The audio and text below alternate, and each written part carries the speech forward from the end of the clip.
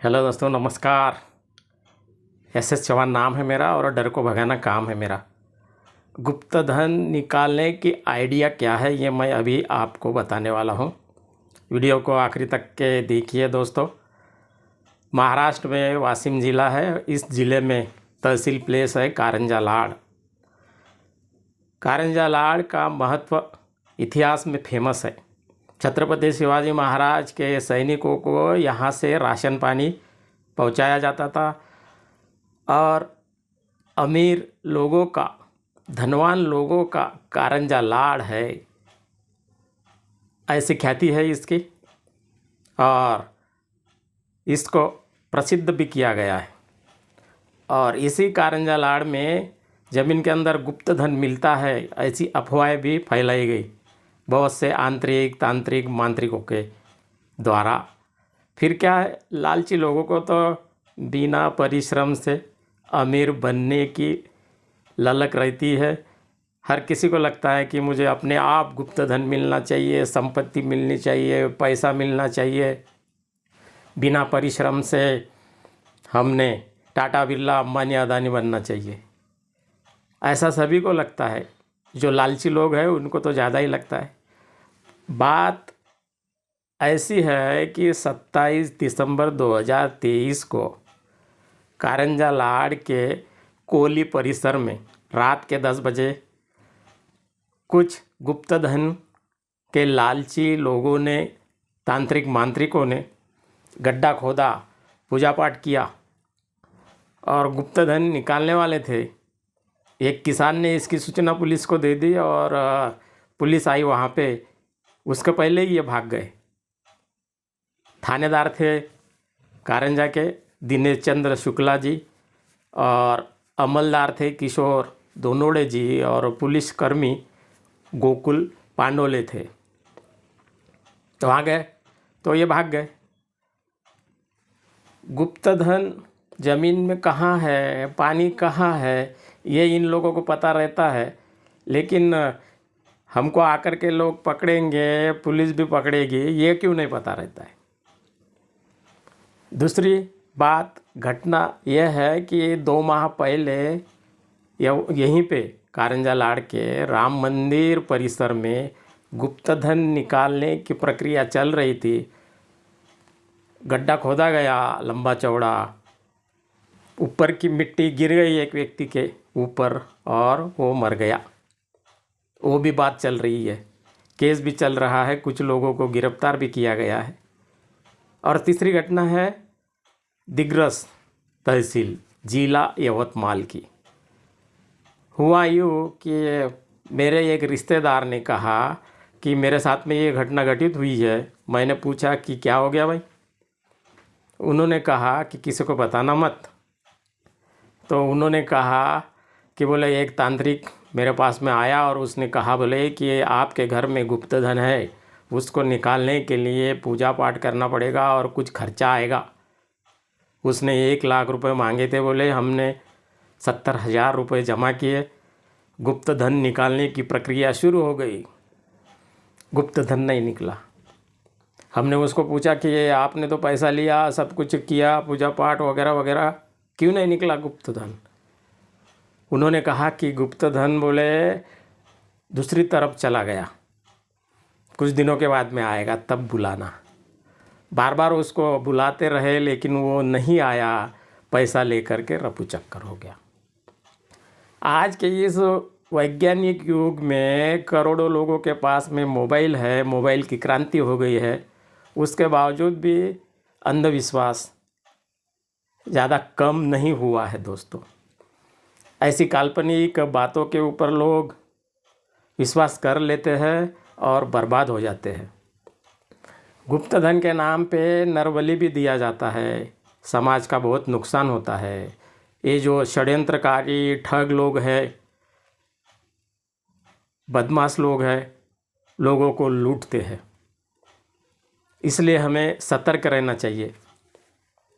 परिश्रम ही सबसे बड़ा धन है दोस्तों। अब यह गुप्त धन का फंडा, ये आइडिया कहाँ से आई। पुराने ज़माने में आज की जैसी बैंकें नहीं थी। हमारे पूर्वज लोटे में सोना चांदी और कुछ धन डाल देते थे और ज़मीन के अंदर रख देते थे। कुछ दिनों के बाद में उनकी मृत्यु हो जाती थी और वो धन वहीं पे पड़ा रहता था। कुछ दिनों के बाद फिर किसी को मकान बनाना है, इमारत बनाना है तो उसके लिए खोदा जाता है, तो उस वक्त वो निकलता था, उसको नाम दे दिया गुप्तधन। अब गुप्तधन किसी ने निकालना नहीं चाहिए, इसलिए इन चालाक लोगों ने एक फंडा निकाल दिया, आइडिया बता दी। लोगों को कहा कि गुप्तधन निकालने के लिए जिसका जन्म पैर के तरफ से होता है वैसे व्यक्ति से पूजा करना चाहिए, तब गुप्तधन मिलता है। और उन्होंने कहा कि 2-2.5 किलो का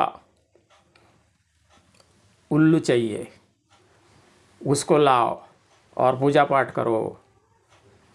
कछुआ चाहिए 20 नाखून वाला, 1961 का सिक्का चाहिए। ये उनका साहित्य चाहिए उन लोगों को, और ये आसानी से नहीं मिलता है। जो लालची लोग हैं वो कहते हैं कि ठीक है, पैसा बताओ कितना लगेगा गुप्तधन निकालने के लिए और कितना गुप्तधन मिलेगा।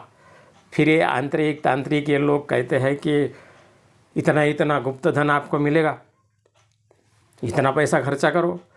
रात में, अंधेरे रात में ये काम चलेगा, ऐसी अफवाह फैला देते हैं और फिर कभी कभी लोग मर भी जाते हैं उसमें और ये तो भाग जाते हैं। न गुप्तधन है न गुप्तधन मिलता है। फिल्मों के अंदर भी बहुत सी काल्पनिक बातें लाई गई है। नागमणि के प्रकाश में गुप्तधन देखता है, ऐसी अद्भुत अलौकिक चमत्कारिक बातें बताकर लोगों को उल्लू बनाया जाता है, बेवकूफ़ बनाया जाता है, लेकिन गुप्तधन नहीं मिलता है दोस्तों। गुप्तधन कहीं पर भी नहीं रहता है, ये भी हम लोगों ने ध्यान में रखना चाहिए। परिश्रम ही सबसे बड़ा धन है, इनके बहकावे में नहीं आना चाहिए। गुप्तधन निकालने वाली टोली महाराष्ट्र में सक्रिय है, अन्य राज्यों में भी सक्रिय होगी। उसकी सूचना पुलिस को दीजिए, अनीस को दीजिए, अंधश्रद्धा निर्मूलन समिति के सदस्यों को दीजिए और इन लोगों को जेल के अंदर डालिए।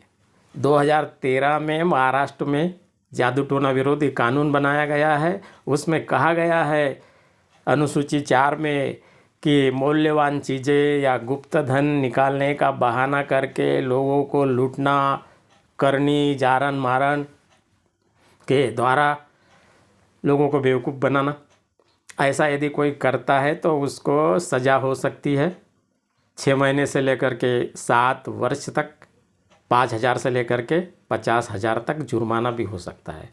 इसलिए अभी अलर्ट हो जाइए।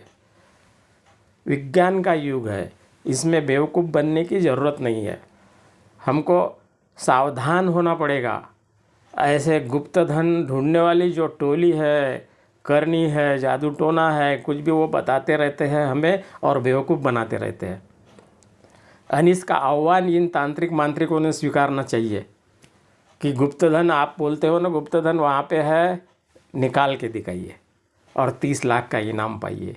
कोई भी माई का लाल सामने नहीं आया है और ये आएंगे भी नहीं, क्योंकि इस प्रकार से गुप्तधन नहीं मिलता है दोस्तों।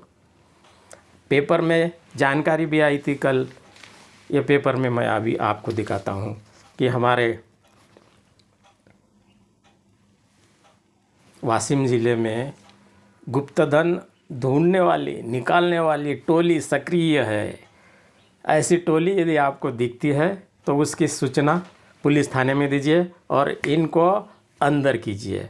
गुप्तधन निकालने वाले को ज़मीन के अंदर का धन दिखता है, पानी दिखता है, लेकिन पुलिस आके पकड़ेगी वो नहीं दिखता।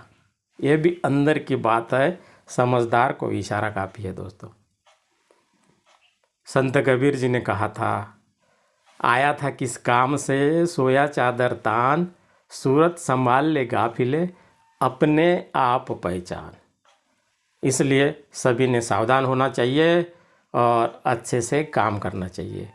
वीडियो को सब्सक्राइब कीजिए, लाइक कीजिए, शेयर कीजिए। आज बस इतना ही। धन्यवाद।